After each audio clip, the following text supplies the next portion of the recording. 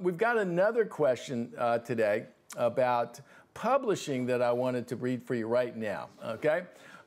Here it is. It's from Aqueous, who wants to know. Let me go over here. Aqueous says, hey team, I recently read an article in Billboard magazines in regard to the Offspring gaining back control of their masters after 18 years. It was mentioned that your good friend Jim Guerinot, episode 87, love the detail, negotiated that deal. I would like to know, when you negotiate a publishing deal for a single song, what key clauses and provisions would you recommend, including that help to benefit an artist in the long run? That's Aqueous is that gentleman. Okay, well, you know what?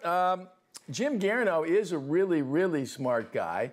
And so I thought today, since you mentioned him, I would get him on the phone. He's been a guest on the show previous. We saw him over here at the office recently. And I wanted to get him on the show today with us to talk about what it is that he thinks might be a great idea for you. Do we have him on the phone, Ev? Yep. Jim, you there with us? Renman. There you go, Jim Guerinot. Gentleman Jim Guerinot, we call him in the business here.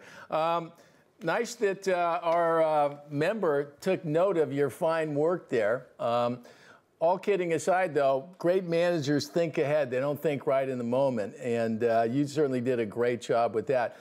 His question was, he's looking to make a publishing deal or wants some advice on what are the key points to look for when you're making a publishing deal for a song, things that have some long-term impact. Thoughts on that, Jim? Well, as the guy who didn't make a publishing deal 21 years ago with the Offspring, you know, I think it really, whether or not you do a publishing deal is really dependent on who you are as an artist. The Offspring, in their situation in 94, 95, were a band that would go on to sell 11 million records and kind of had a full, on that record, and kind of had a full head of steam. And at that point, I didn't feel that we needed a publisher involved. If I were representing a pop artist, let's just say, who had no record sales, I would definitely want the help of a publisher. I think it's interesting, too. I don't know if any of your people that watch the show, Steve, have read this book called Tune In, which is the kind of the first of three of the Beatles biography by Mark Lewison. But it talked about how the Beatles' career was started by a publisher, not, by, anybody else. It was really the publisher who signed them. They figured, okay, well, we'll give them a little recording contract, but we think that the fact that these kids are songwriters will be worth something down the road. And as it started to go, it was the publisher who really pushed the Beatles and started to make Love Me Do happen, and that's what kind of got their momentum. So, whether or not you do a publishing deal or don't do a publishing deal really is dependent on your specific circumstance. So I'm not sure what situation this guy's in, but if you're a nobody and you have, no airplay, you have no record sales, and you have nothing going on, and you have the opportunity to have a publisher get interested in you and want to develop a partnership with you, by all means, you should look to do it. You don't need to be the tree falling in the forest that nobody hears. All right, so assume this guy, I think that's great advice, and Jim's comment there, folks, is first is that do you make a publishing deal or not? And if you can, I don't want to say avoid it, but if that's not necessary, better not to do it. But for a lot of people, they do sign a publishing deal. And so if you were going to give this gentleman advice, say, okay, we're going to take a publishing deal, what are the 2 or 3 or 4 key items that you would be looking for as a manager? Well, first and foremost, you're looking for the terms, and I would not be looking, if it was a young artist, a new artist, for an abundant amount of money, as much as money to be able to do what I need to do creatively that would fuel whatever it is that I'm trying to accomplish creatively. So that would mean studio time, musicians, producers, other creative people that can help me further along what my objective is in terms of the creative process and what I'm trying to do. And then the next thing would be is, what are you going to do to help promote this copyright? Because ultimately a publisher is somebody who shares in the copyright, and they want to promote it to give value to the copyright. What are you going to do? I'm the artist. I don't have the expertise in that. You do. What exactly will you do? And publishers, God, the guys I know that have done publishing, many of our friends, Steve, have done a great job in terms of what they can contribute to the marketing, sales, and promotion of that, because they want to increase the value of that copyright. So I'd really pay attention to, first off, what can you contribute to help me get my art to the place where I want it? And then secondly, once where my creative process is where I want it to be, what can you do to help shine the light on it as much as possible so that as many people as possible can access it?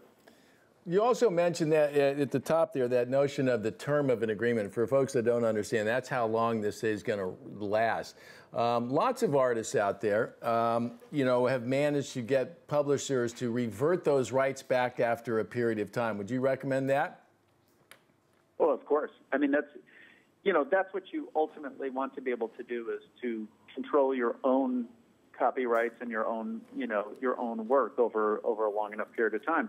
But controlling worthless copyrights is not a noble profession either. So if you have to give up a period of time to somebody else to give them value and let them earn their fair share to do that, then that's something you should absolutely look at.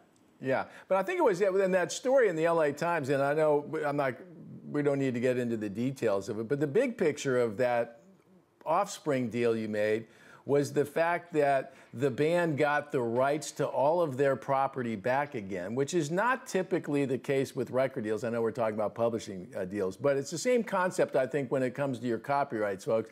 If you have to do a publishing deal and it does wind up having some value to all of Jim's points about getting it out there. A song that doesn't get played or covered doesn't mean anything. But assuming you make that happen, getting that copyright back is important. Now, for you folks that I mentioned, there's a little tab down at the bottom of our player here where to watch other videos. There's a great video in there by a gentleman by the name of Richard Griffiths, who Jim and I are both friendly with, who was really the guy that kind of pioneered that whole giving the master or the copyrights back to the artist. When he was at Virgin, he and Kaz, when they were at Virgin Music, were so artist-friendly, man. They really, I never did a deal with either one of them, and yet they certainly helped Social Distortion. Even though we never did a deal, they were just very great advisors and helpers in the process, and they did. They were very forward-thinking in that regard. Yeah, and it really changed a lot. And it's funny, Richard, in that article or in that interview, you see, spoke very proudly about the notion of the publisher is banker, and that's what Jim talked about at the beginning, where the publisher can actually play a key part in helping start your career. And it's happened over and over. I wasn't aware of that Beatles story. While I got you on here, it's really, Steve, I got to tell you, I think I probably read 15 Beatle books, and I thought, I really thought, like, oh God, do I really need to do one more 800 pages? Is this really necessary? I found so much stuff in it that I didn't know, and that one thing specifically, that to look and be able to point at the publisher as being the one who really kickstarted their whole career. Yeah, it's good stuff. Now, and you guys may wonder where Jim gets that penchant for rock and music history. I don't have the graphic here, Jim. If I was better prepared, I'd help you plug it. But Jim did a great book recently that was spotlighted on our episode number 87 on our interview with Jim Guerinot. What was the name of the book again? Give it to me. Do a little plug while we're here, Jim. Legends, Icons, and Rebels: Music That Changed the World. And it's if you're as Mike Ness from Social Distortion would always say, there's no new school without the old school, and it's always worthwhile looking and see what other people have done. That's those who don't understand the history are doomed to repeat it. Yeah, ain't it the truth? Well, Jim, I want to thank you so much for taking the time to share a little thoughts. I hope that Rajiv. Oh, here's a question for Jim. You got another second there, Jim? Yeah, sure. I think you answered this a little bit, but the question was, what are Jim's thoughts on giving half of the rights to publishing? I guess that means, what are your thoughts? Giving back is, making a publishing deal. What are your thoughts on that? Well, when you do a publishing deal, the publishing is separated technically into two pieces, the writer share and the publisher share. Most of the conventional terms of a publishing, deal are a co-publishing deal, which means you give half of the publishing to the publisher.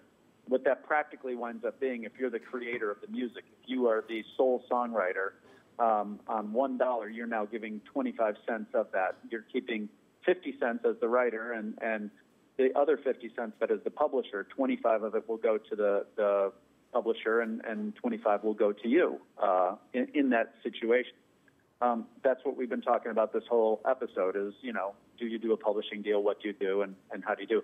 The only thing I suppose I would quibble with in terms of the question is I don't believe that you give something. You're bartering something. You're exchanging something. They're going to provide you with something, and, you're going to determine if that's worth your while to do. Yeah, and you're going to take Jim's advice and make sure that you talk about those things that they're going to provide on the way in. Jim, good to hear from you. I'll talk to you a little bit later. Thanks for joining us, bud. You got it. All Thanks, right. Ren.